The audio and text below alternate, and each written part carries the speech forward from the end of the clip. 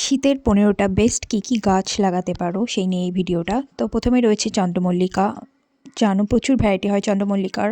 আর এই গাছ একবার কিনে অনেক অবছর ধরে চারা তৈরি করে বা গোড়া থেকে যেসব চারা বেরোয় সেখান থেকেও কিন্তু লাগাতে পারবে।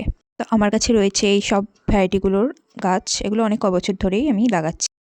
তারপরে রয়েছে অ্যাস্টার, খুব সুন্দর দেখতে ফুল হয়, এগুলোর অনেক রকম কালার হয়, সাদা, বেগুনি, তারপরে গোলাপ।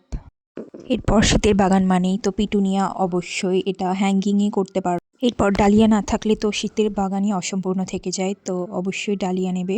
এরপর রয়েছে কসমস, এটা অনেক রকম কালার হয় আর বীজ রেখে পরের বছরও চারা তৈরি করতে পারবে।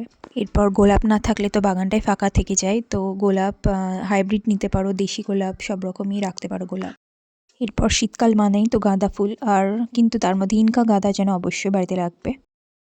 এটা হচ্ছে ইমপ্যাশন, এটা কিন্তু মার্চ এপ্রিল পর্যন্ত ফুল দেবে। বগেনভিলিয়া, তারপর রয়েছে গ্যাজেনিয়া, তারপর ক্যালেন্ডুলা, ভারবেনা, তারপর রয়েছে ডিয়ান্থাস, এগুলোও কিন্তু অনেক দিন পর্যন্ত ফুল ফোটে, মানে মার্চ এপ্রিল পর্যন্ত। এটা রয়েছে স্যালভিয়া, এছাড়াও কিন্তু আরও অনেক ফুল হয়, তো তোমরা নার্সারিতে যা পাবে নিয়ে নেবে সব একটা করে।